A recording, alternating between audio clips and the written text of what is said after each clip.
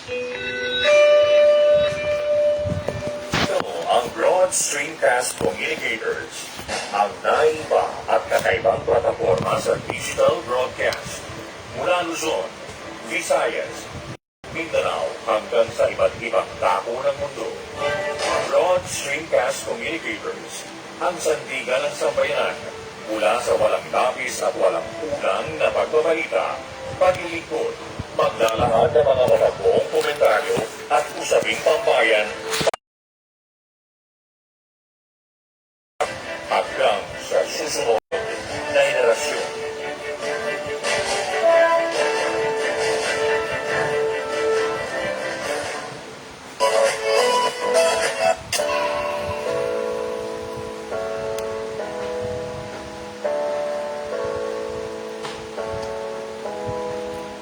Buhay Online, Chikahan at kaalamang pangkabuhayan. Ating tunghayan, pakinggan at tuklasin ang mga pangyayari at kaganapan sa mundo ng online. Buhay Online, Chikahan at kaalamang pangkabuhayan. Alamin ang pinaka-latest trends mula sa trabaho at kung hanggang saan na ang narating ng teknolohiyang ito. At ngayon, narito na ang ating host, ang ating Techiemommy, si Jaye C. Bautista.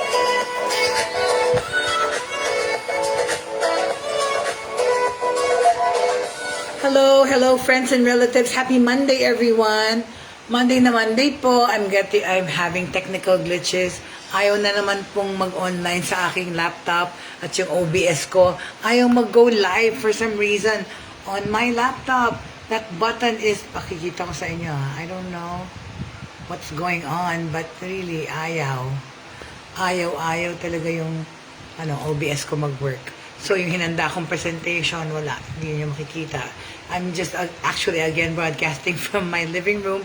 Wala yung mga background ko na mga news ko for the day because ayaw talaga. Ito, there, I can see myself broadcasting but it doesn't want to go live. It doesn't want to. Okay na ko. Anyway, so magandang umaga po. Hi there, Jake. Hello there, Jake Elizar. Ang dami-daming hearts. Saan galing yan sa'yo? Lahat. But I'd like to welcome everybody to the show. Ayan ayaw mag-work yung OBS ko. See, this is my background supposedly, right? Ay, hindi pala nakikita. Ano ba yan? Yan. Nakita niyo ba?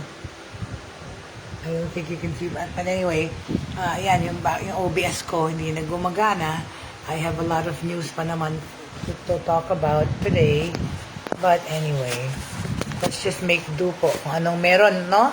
Huwag tayong mag-gloat dahil hindi ko mapagana tong ayaw kasi yung live na button. I don't know why. It doesn't want to go live. How weird it is. What do I do? Stream. Okay. Yeah. I'm streaming. Ayan, nakita naman. But it doesn't want to go live. Hindi ayaw talaga I'm streaming. It doesn't want to. I don't really know. Anyway, so I'm just broadcasting from my phone. Magandang umaga po. Siyempre, unang-unang first things first po, no? We're talking about no vax, no ride scheme po. Starting, alright, January 17, which is today, okay? Today in the Philippines, the no vax, no ride policy of the Department of the Interior and Local Government officially taking effect today. January 17, the Philippine National Police, PNP, warned commuters with fake vaccination cards they face a fine and meron pong fine, magkakaroon po ng fine tsaka jail time. Ayan, pagka ang mga magbiyabiyahe ng walang vaccination ay hindi po pwedeng sumakay, alright? PNP Chief General Leonardo Bernardo Carlos said, anyone caught with falsified or tampered vaccination cards could be fined as much as 50,000 pesos and imprisoned for up to 6 months based on the mandatory reporting of notifiable diseases law. Okay? So don't ever attempt to falsify the vaccination cards ninyo, no? Or else kayo po ay pwedeng magkaroon ng pagkakakulong. Magbabayad na kayo ng multa, makukulong pa kayo, okay? Ito ang sinabi ni Bernardo Carlos sa isang kapanayam, right? A statement he issued. He also issued the warning after Cotabato Mayor Francis Cynthia Guinisayari posted on her social media account pictures of 2 counterfeit cards that are almost identical to the original. Bakit po naman kayo kasi gagawa ng fake na vaccination card? Para lang makapag-socialize, bumain sa labas, lumabas. Maawa naman kayo po sa mga mahahawa nyo kung sakaling kayo ay meron positive, right? So please, don't do that. The only difference that was spotted by authorities was that the dates of the first and second doses were just 10 days apart. Ang engot. Hindi nila naisip. The required interval between doses must not be less than 3 weeks. The Department of Transportation, or DOTR, issued the order to restrict the mobility of unvaccinated persons. Kaya nga bawal. Bawal sa labas ang wala pang bakuna. Okay? The Department of the local government units have issued ordinances prohibiting unvaccinated residents from leaving their homes. So bawal naman ulit lumabas ang mga wala pang bakuna. In other words, okay? Simple as that. Transportation officials, okay? Bawal sumakay pala actually. Bawal sumakay ng bus, sumakay ng tren, sumakay ng aeroplano, anybody na walang pang bakuna. Transportation officials have also limited public transport in Metro Manila to fully vaccinated riders only. Bagong Henerasyon Party List Representative Bernadette Herrera D.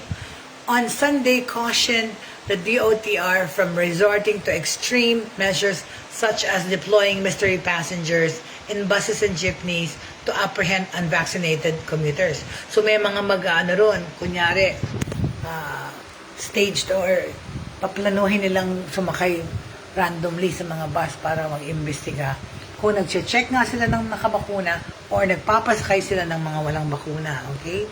So please, sundin niyo po yan. Such extreme measures are not necessary for our public transport system during this pandemic, Herrera said. Okay? Quarantine measures must be explicit and public. Okay? Please stop it now. Just make the public screening measures work. Itong sabi ni Party List Representative ng Bagong Henerasyon, Bernadette Herrera D. Quarantine measures must be explicit and public. Okay? Drivers and transport operators who allow unvaccinated passengers to board face a penalty ranging from 1,000 to 10,000 pesos. So, yung mga driver na nagpapasakay para lang sa negosyo, pati kayo po mamumultahan. Buti nga hindi makukulong eh. Papasakay kayo, 1,000 to 10,000 pesos po ang penalty. Okay?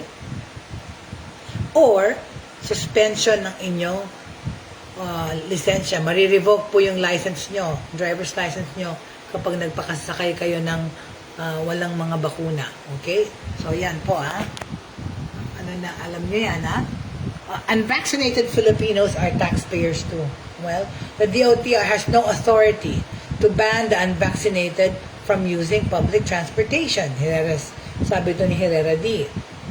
But they can be penalized by local ordinances for forbidding them from leaving their houses and other regulations. Okay, so yun.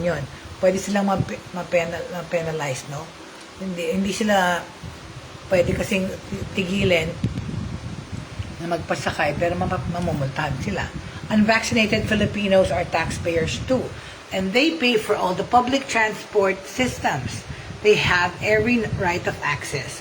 Instead of banning the unvaccinated from public transport, designate units where the unvaxxed can get their rights. O ayan sinasabi daw nitong sa ano na yan, na hindi daw dapat i-ban. Well, I think dapat yung mga hindi pa nabakunahan, meron silang ibang klaseng sasakyan. Yung mga merong merong, what do you call this? Protection. On another note naman regarding COVID-19 dito sa Philippines, Vico Soto, the Pasig City Mayor, Vico Soto, has tested positive for COVID-19. O yan, nahawa na siya. Ito yung Omicron niya, I'm so sure, right? I have contracted COVID-19. Sabi niya, I have sore throat, fever, and body pains. But please don't worry. Soto said in a statement on Saturday night. He said he would be under quarantine for 7 days but would continue to perform his executive duties. So feeling ko ang na-contract niya Omicron kasi diba, ang mild ang symptoms noon, parang flu, yun nga, ubo lang, at saka yun ang atakihin ka niyan sa sore throat. Masakit na throat at ubong-ubo, alright? So Soto urged the public to be careful, noting health experts' opinion that getting exposed to the Omicron would be inevitable. Totoo nga sabi nga nila talaga lahat daw may infect ng Omicron. Tapos magkakaroon tayo ng herd immunity. I think so too. Sabi pa ng mayor ng Pasig, I have a lot of close calls during the Delta surge, but I was not infected. The spread of the Omicron virus is inevitable. According to some experts, all of us would be exposed to this variant. Talaga naman. That's why we should all be careful, boost our resistance, and be responsible. If you have symptoms, don't head outdoors. Talaga naman. Pag meron na kayong ubo, alam nyo, at sipon, self-quarantine nyo na yung sarili nyo kahit na isang linggo. Right? Okay. So, on the other hand naman, si Secretary Anyo na nagka-COVID din, okay? Interior and Local Government Secretary Eduardo Anyo, who had contracted COVID-19 for the 3rd time. Isipin nyo 3 beses na. Kaya nga, kahit na nabakunahan na kayo, pwede pa rin kayong mahawa. Right? Pero yun na nga, gumagaling. Right? Gumagaling. So Secretary Eduardo Anyo will be returning to work today, January 17. Kasi nung January 11, he tested positive for COVID-19. Pero sabi niya, nag-undergo na siya ng swab test at papasok na siya. So bumalik na siya sa trabaho. Nung unang-una, he first tested positive for the virus in March 2020 on the first surge pa lang. Anya was infected for the 2nd time in August of the same year. Well, malakas siya, right? So ngayon, kakayanin ulit na yan. For sure. Okay? Ano pa po ang ating mga balita? No vax, no ride. O talaga naman, right? Pag wala tayong bakuna, hindi tayo pwedeng sumakay sa mga public places. Alright? I mean, sa public transport. I'm sorry. Excuse me. Sensya na po. Wala po. Wala akong sore throat. It's just from talking all the time, talking all day. Alright? Alright.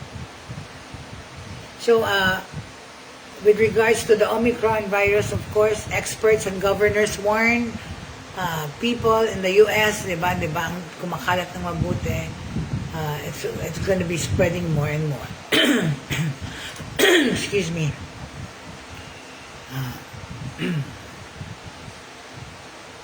I wish I could show you, okay? In Washington, okay, US health experts on Thursday urged Americans to prepare for severe disruptions in coming weeks as the rising wave of coronavirus disease 2019 cases led by the Omicron variant threatened pati hospitals, schools, and other sectors impacting their daily lives. Okay, the warning came as the United States reached a record high in COVID-19 cases again, while federal officials issued more travel warnings and reportedly prepared to authorize booster shots for 12 to 15-year-olds.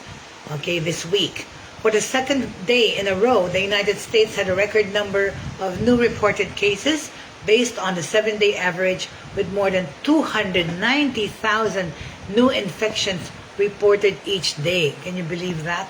Yan po karami ang nai-infect sa Amerika sa isang araw. At least 18 states, excuse me, including Puerto Rico, have set pandemic records for new cases. According to the tally, Maryland, Ohio, and Washington, D.C. also saw record hospitalizations as overall U.S. COVID-19 hospitalizations rose by 27%.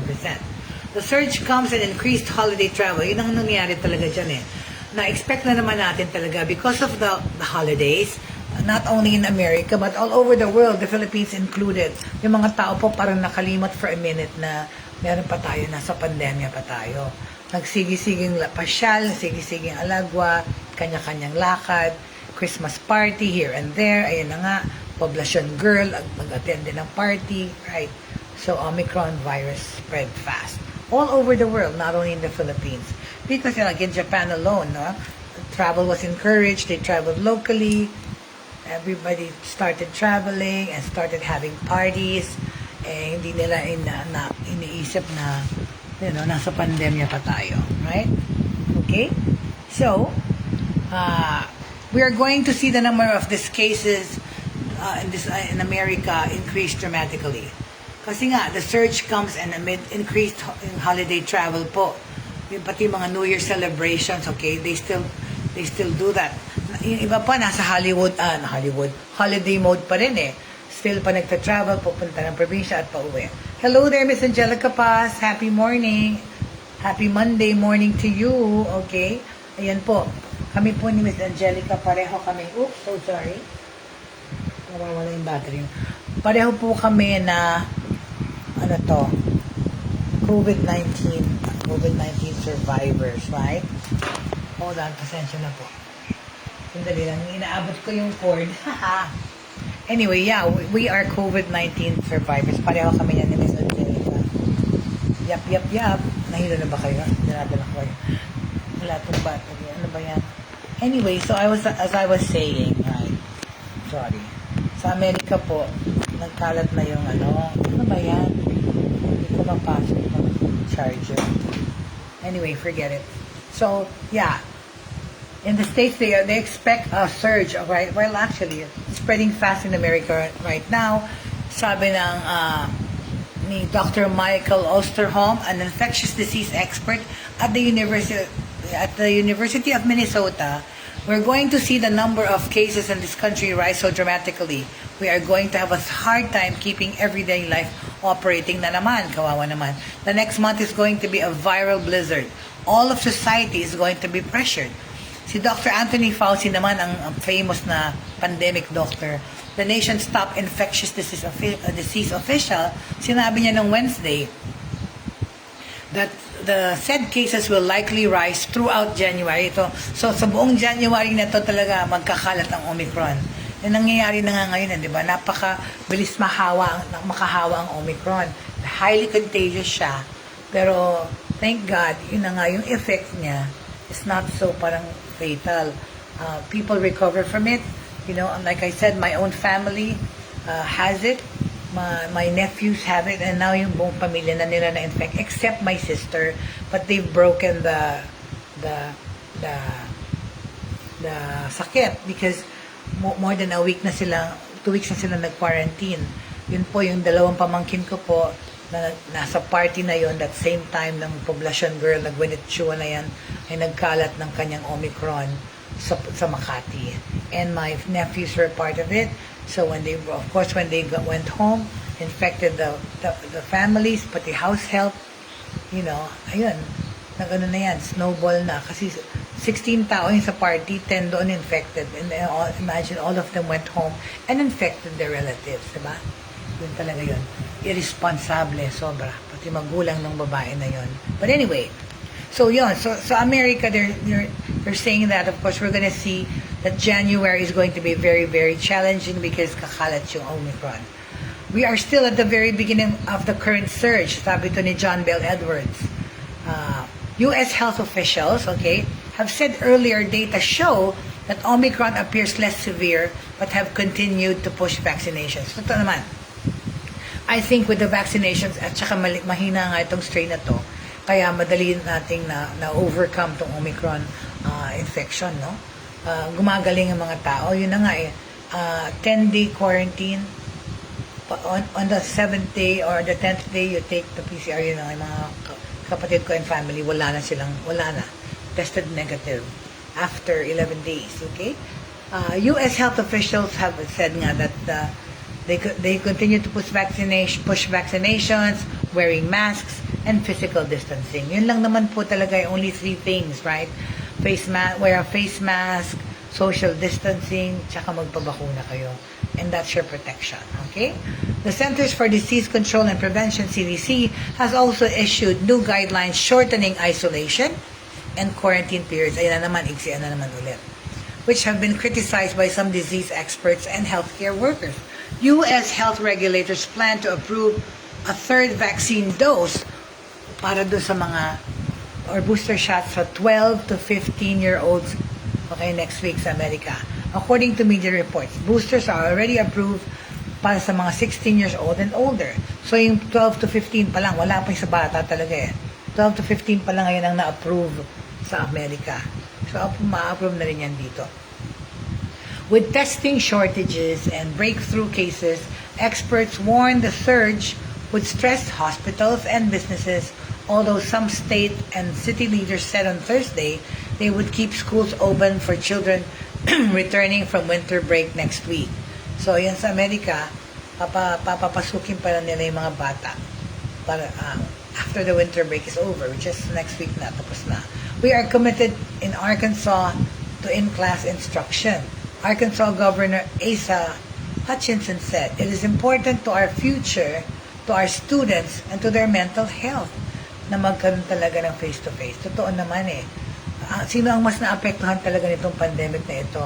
Siyempre, a lot of the people, of course, that I interviewed, my students and my colleagues and my mga katrabaho, what has this past 2 years done for you? Or how did it affect your lives for the past 2 years? How did it affect your lives?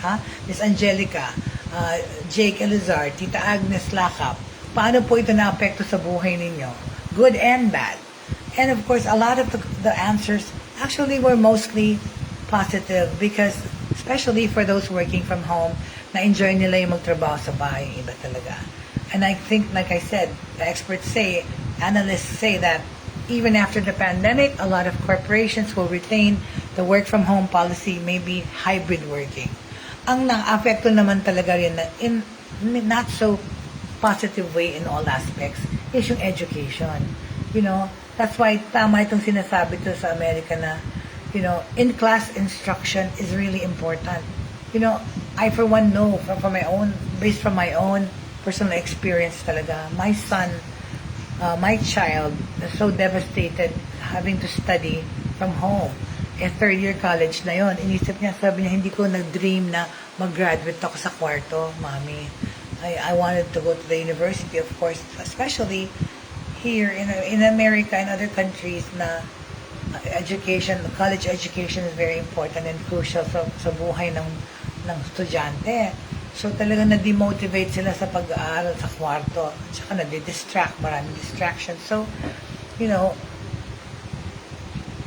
mas-stress talaga rin yung mga nag-aaral. So, in America, they said they would keep the schools open for the children returning from winter break. So, kasi they're committed to an in-class instruction. Sana lahat, diba? Sana ganun. But we are so afraid. We just did those pilot test lessons, diba? Sinuspend muna yan nung nag-alert level 3 tayo eh.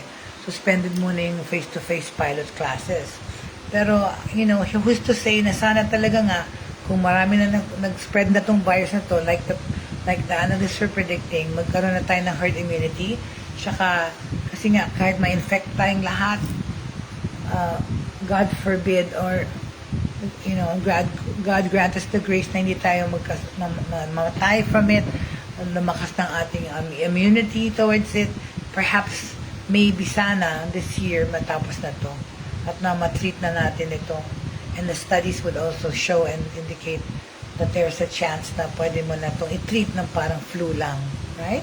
So, rising hospitalizations as healthcare workers are sidelined with their own COVID-19. Totoo yan sa Amerika, 'di ba? Naapektuhan kasi yung mga frontliners na-infect na rin. So kumukonti na yung mga nagtatrabaho. A rise in hospitalization of children across the United States has also fueled concerns. Already, 825,663 people have died in the United States from COVID-19 since early 2020. Okay, data show with the latest wave of hospitalizations driven by those not vaccinated. So yun yan, yung mga wala pang bakuna ang mga na-hospital, tapos nagkaka-COVID sila, di ba? cruise operators took a hit on Thursday after the CDC warned people, to avoid mga cruise ships. Wag muna raw kayong mag-cruise, ganyan. Regardless of their vaccination status due to onboard outbreaks. A potential drag on the economy that otherwise appears to be holding up. While airline travel has been widely disrupted, holiday sales were strong. New claims for state unemployment benefits fell last week to their lowest level of the pandemic, and U.S. stocks hit record highs on Tuesday. Okay? So how do schools handle the surge? Okay? Is also key. Kung kung makatingin tayo sa ginagawa ng Amerika, 'di ba?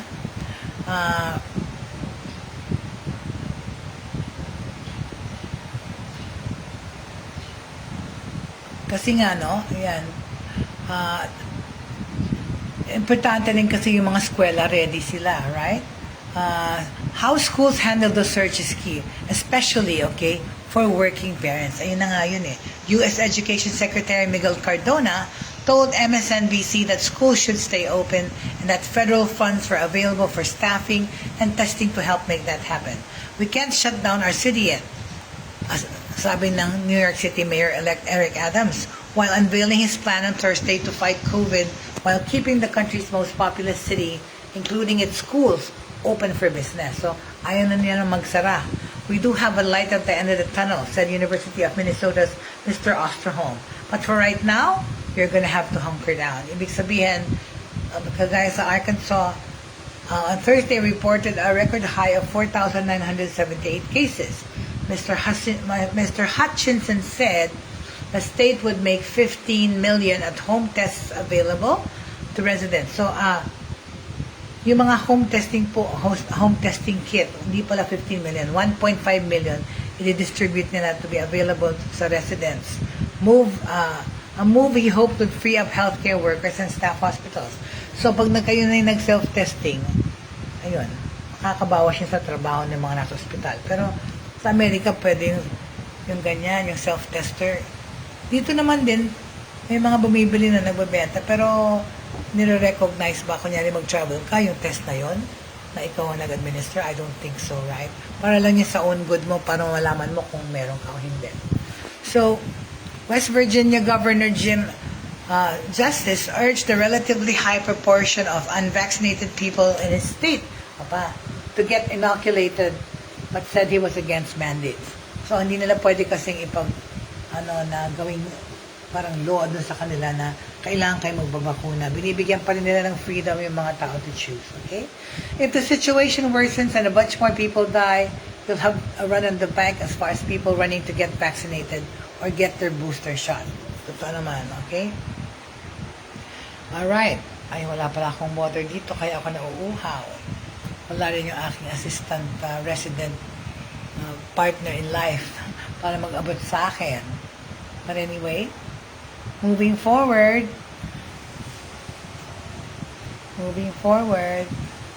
okay, ulit po please, it's a Monday, it's the start of a new week, and let's start the new week right by following the rules and protocols na dinidictate nitong alert level 3 that we are in, okay? Sabi nila, right, yun nga na yung PNP, police yan, they're beefing up their presence at saka what do you call this? They have to have strict measures regarding the no vax, no right policy implementation that is happening today, okay? Okay, ano mangyayari? Policemen will be deployed in bus stops and terminals of passenger utility vehicles and will also be conducting random check, especially at border control points. Yan po, may mga mag-check na po yan. Either kung kayo mag-jeep, magbabas, may aakyat po dyan para mag-check kung meron kayong vaccination certificate. So ngayon pa lang, pinapaalala ko na po sa inyo na please do not fake those vaccination certificates. Do not, what do you call this? Do not make copies, okay? Ano nyo lang original palagi sa inyo.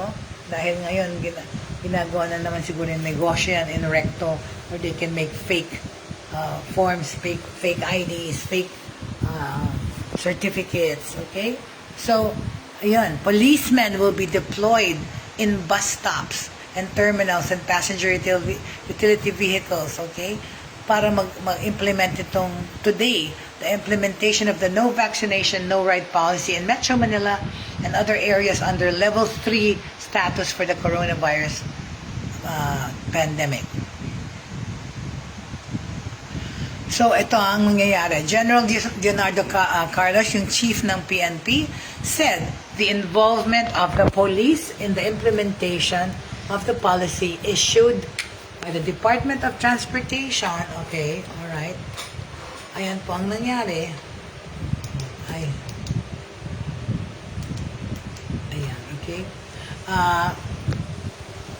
Ang mangyayari po, it's the implementation of the policy issued by the Department of Transportation starts in the checking of vaccination cards at border control points for people entering Metro Manila and other areas that are covered by the rule on restricting movement of unvaccinated individuals. Okay? So, yan. So, wag tayong On Wednesday, January 12 kasi, DOTR Secretary Arto Cade issued a department order directing the transport sector to implement the no vaccination, no ride policy, saying that the move was part of the government's decision to protect unvaccinated individuals who are susceptible to the adverse effect of COVID-19 infection. He cited the data from Department of Health, which states that 85% of COVID patients at the hospital's intensive care units are unvaccinated. Kitam? So yun. Unvaccinated po yung 85% ng mga nasa ospital. The order covers air, sea, land, and land travel in areas under Alert Level 3, especially Metro Manila. Ayan alam na natin yan. Okay.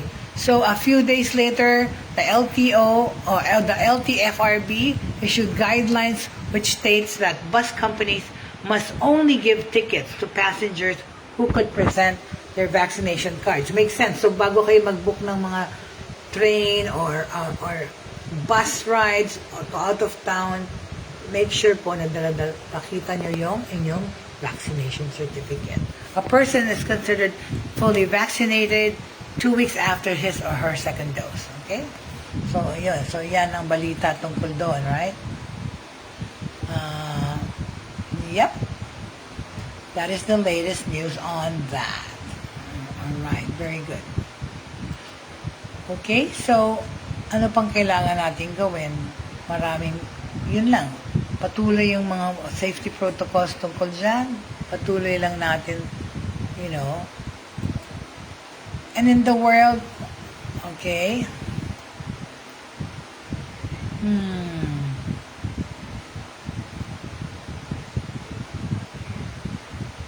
okay, birthday greetings are in order. I'd like to greet, oh my goodness, see, my birthday list got lost. Let me look for it lang, pasensya na. Let me greet the birthday celebrants. I don't know what happened to this thing talaga. It doesn't want to go live. I don't know.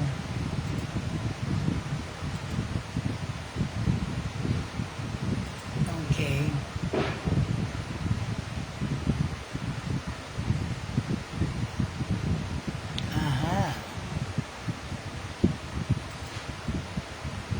Alright, so, what are my birthday greetings? Do I have birthday greetings today? It looks like I don't have any. But belated happy birthday to Lala Flores, one of the best, if not the best, makeup artists in the Philippines. Happy birthday, Lala. We spent many years also working with Rufa. I don't see any birthday greetings. Never. Okay. Happy birthday to Nina Macapagal, my dear. Belated happy birthday to you. And also, what's wrong with my Facebook really? I think it's my laptop. So, happy birthday to you. I don't see the other ones. And so also Daniel Del Rosario, Daniel Rosarosa, happy birthday. Eric Paraiso. Tim, happy birthday, Tim Yap. Happy birthday, Tim. And Barbie, happy birthday, Barbie. Okay. Monica Guevara de la Cruz and Beth Masila, happy birthday to you too. All right, very good. So yeah, those are our birthday greetings for today. So, Tim Yap, of course, is the popular eventologist and influencer. Okay? Tapos po, no? Sa UP po, nag-research po sila tungkol sa paggamit ng lagundi. Alright? Hold on a second, please.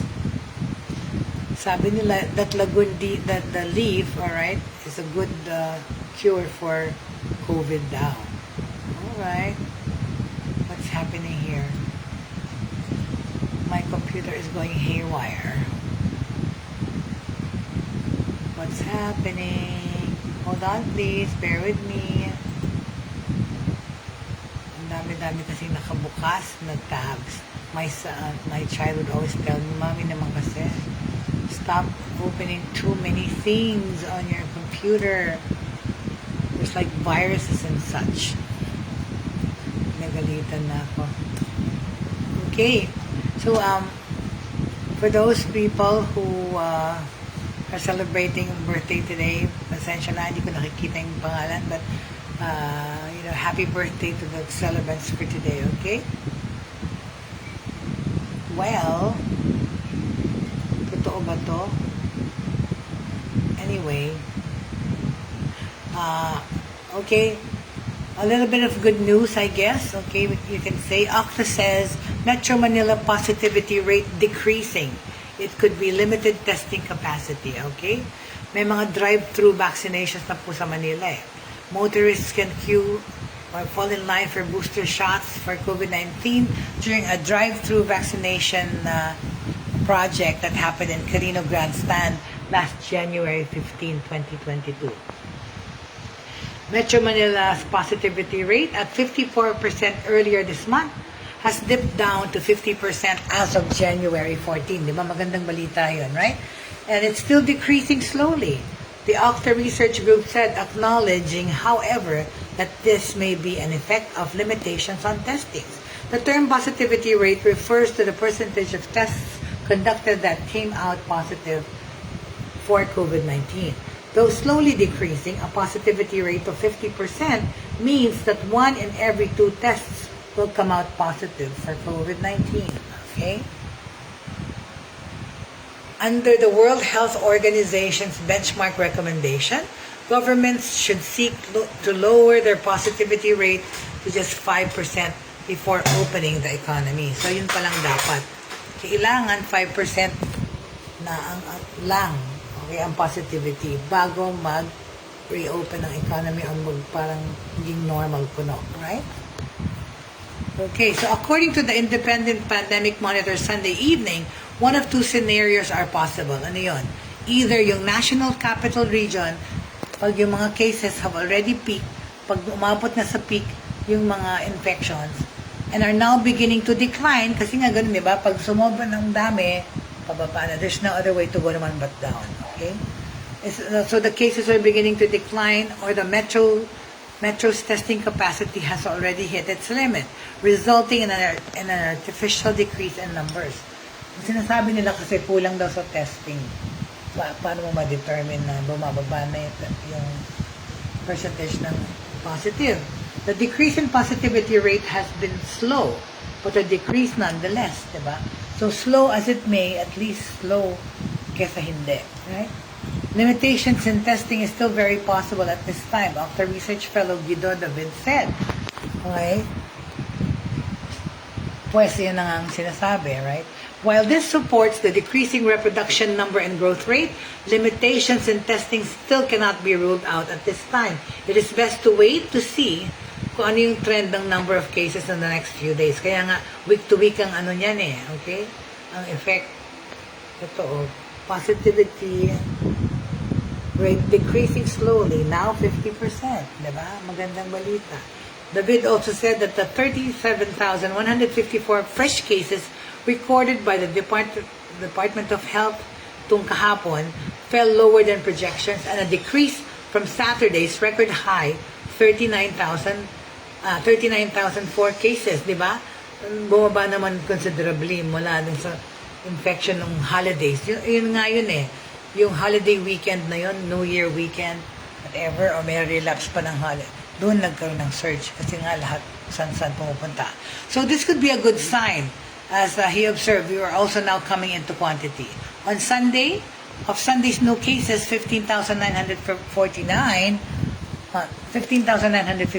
or 42.9% came from Metro Manila, Cavite, Rizal, and Laguna, followed with 3,139, 2,265, and 1,935 cases respectively. Okay? Earlier, sinabi ng Okta na yung growth rate daw sa Metro Manila, 7-day moving average nito in COVID-19 cases is now down to 2%. Wow, very good. The term 7-day moving average refers to average daily number of newly detected COVID-19 cases over a period of 7 days. Okay? So, sa ngayon, health authorities have recorded 3.17 million cases of the coronavirus sa Pilipinas. 287,856 of whom are still active cases. It has been 671 days since the first enhanced community quarantine was hoisted in some areas in Luzon. Okay. In the meantime, strict adherence to minimum public health pa rin ang kailangan natin gawin to protect us from getting infected. Alright? Okay. Wala akong tubig. Hindi ako makatayo. Alright. Saan na naman tayo? Travel and tour. For travel, we already talked about that. You know, they need quarantine. Ano naman to? Self-driving race cars. Zip into history. Oh my God. Self-driving race cars. Yikes.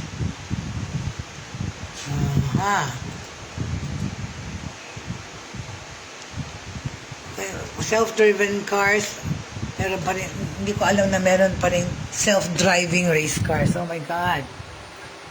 Diba? Self-driving race cars zip into history at the CES convention. Okay? Nung sa Las Vegas po, nagkaroon ng Consumer Electronics Show. I used to attend this for technology, you know, when I was still Techiemommy sa Manila Bulletin.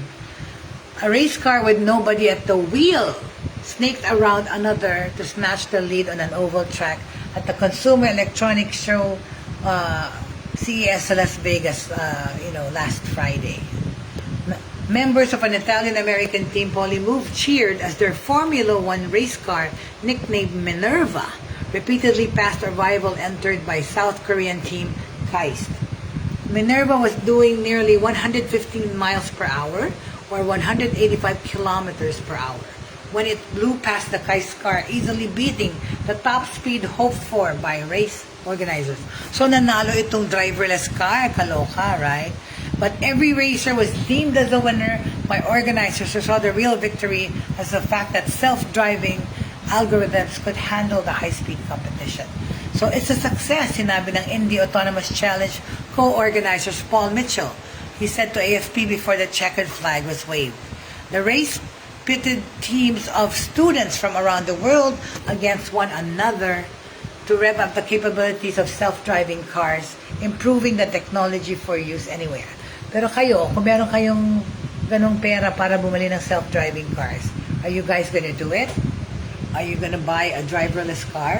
Ako medyo afraid pa rin to think that I can put my life in the hands of a computer.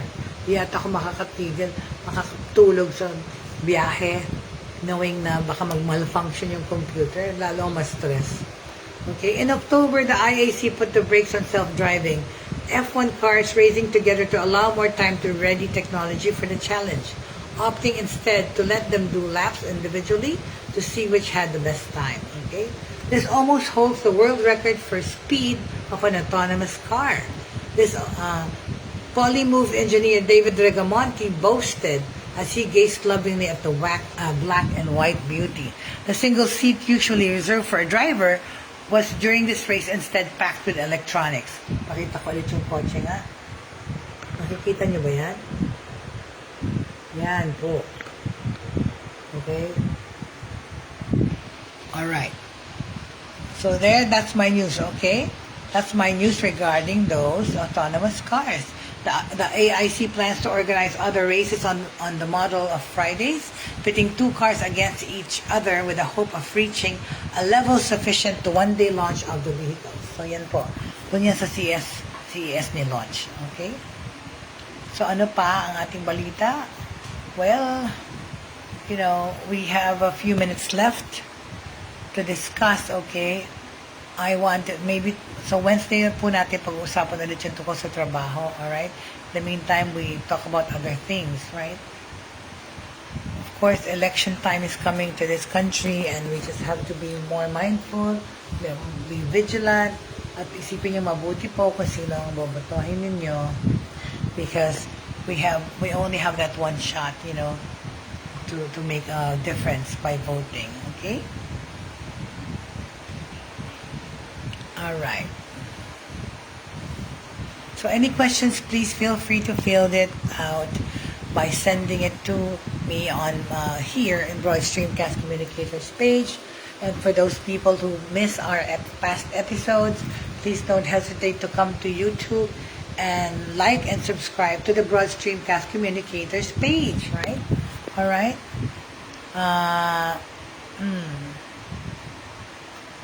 Yeah, let's talk about again hacking and malware and ransomware. Okay, we will deal with those things in the next few days, but also keep talking about online jobs that people bug us about. But don't worry, we will try to address each and every situation or any questions that when able, okay? At saka kung kakayanin ng powers namin. Alright? So, diba sinabi nila na hack yung Comelec, right? So who's the hacker? Comelec says it's welcome to investigations, okay? It's the election season and the Commission on Elections assumption is that whoever committed the alleged hacking of its servers believed that it would tarnish the May 2022 poll's reputation. For this very reason, Comelec spokesman James Jimenez said in a press briefing on January 12 that they are very intent in finding out, iniimbestigahan nila kung sino daw to ang nag-hack ng Comelec na website. Tapos they want to find out who is behind this in order to defend the integrity of the elections. Okay daw. According to him, the Comelec is working hard to validate all allegations because they understand how important it is, as many have already expressed concern over it. Hindi naman talaga biro yung mahack yung palasyo, no? Many quarters have in fact called for investigations. Comelec welcomes these investigations. We are eager to participate in them, okay?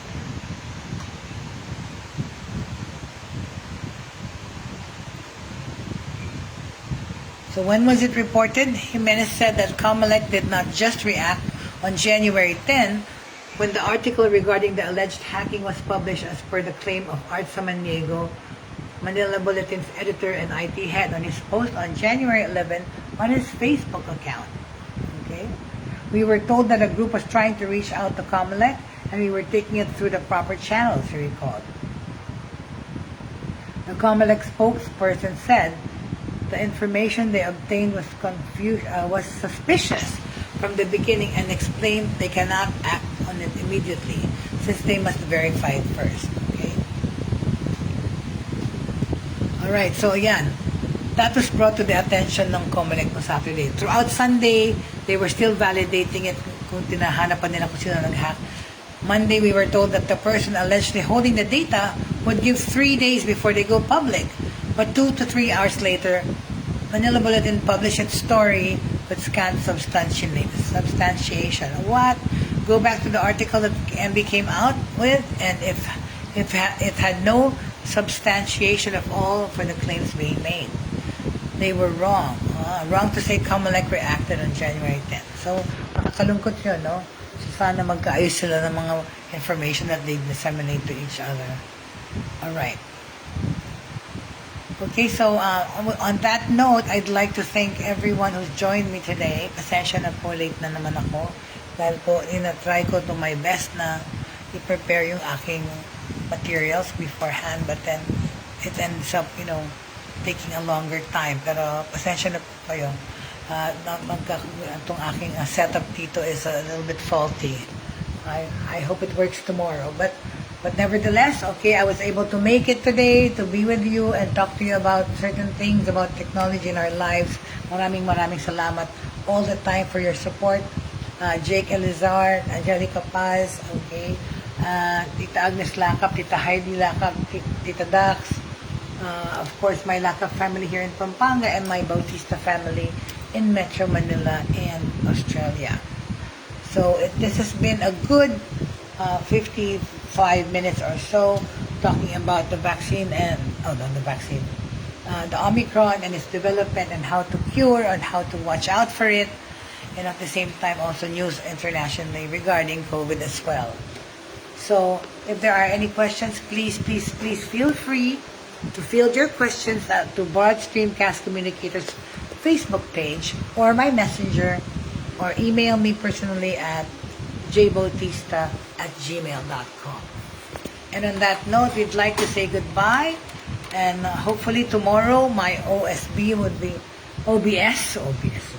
would be working again, so I can fully broadcast to you guys properly, all right, and on time. Thank you very much for watching the show. At the end of the day, of course, Mr. Joey Ortiz, are you there? Kayo ba tong icon na to nakikita ko? Because I don't see the name. Yeah, so it is. Hello, Mr. Joey Ortiz.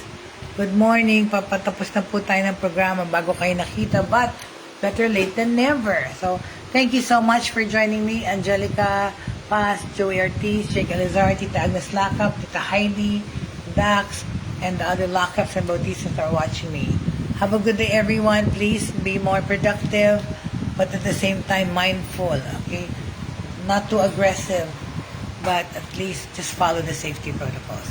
Thank you so much. At the end of the day, of what three things should remain in our lives. That's faith, pananampalataya, hope, pag-asa, and love for everyone. Have a nice day, everyone. Have a good lunch. Thank you so much for watching. Thank you so much for your support.